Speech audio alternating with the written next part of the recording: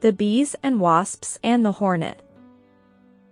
A store of honey had been found in a hollow tree, and the wasps declared positively that it belonged to them. The bees were just as sure that the treasure was theirs. The argument grew very pointed, and it looked as if the affair could not be settled without a battle, when at last, with much good sense, they agreed to let a judge decide the matter. So they brought the case before the Hornet, justice of the peace in that part of the woods. When the judge called the case, witnesses declared that they had seen certain winged creatures in the neighborhood of the hollow tree, who hummed loudly and whose bodies were striped yellow and black, like bees. Counsel for the Wasps immediately insisted that this description fitted his clients exactly.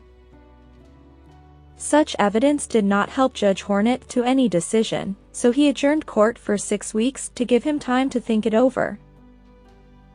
When the case came up again, both sides had a large number of witnesses.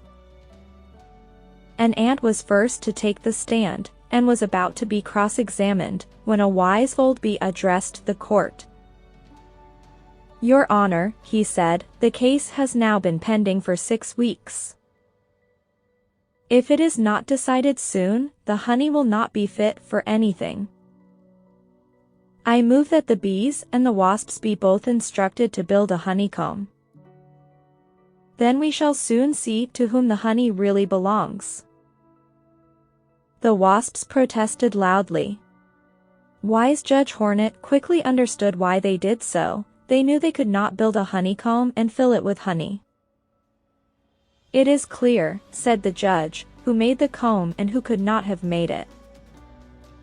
The honey belongs to the bees." The moral of the story is that actions speak louder than words.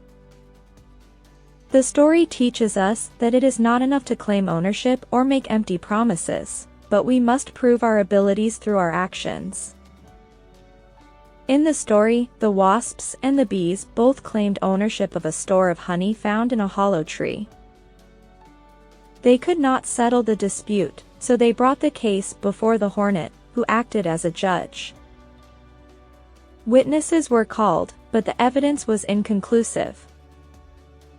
The wise old bee suggested that both sides be instructed to build a honeycomb, and it was clear that only the bees were capable of doing so. Thus, the honey belonged to the bees. The story reminds us that we must demonstrate our abilities through our actions. Mere claims or words are not enough to prove ownership or competence. The bees proved their ability to build a honeycomb by actually doing it, while the wasps could not. Therefore, the honey belonged to the bees. In our lives, we often encounter situations where we must prove our abilities or claims. It is not enough to make empty promises or talk about what we can do. We must demonstrate our abilities through our actions and deeds.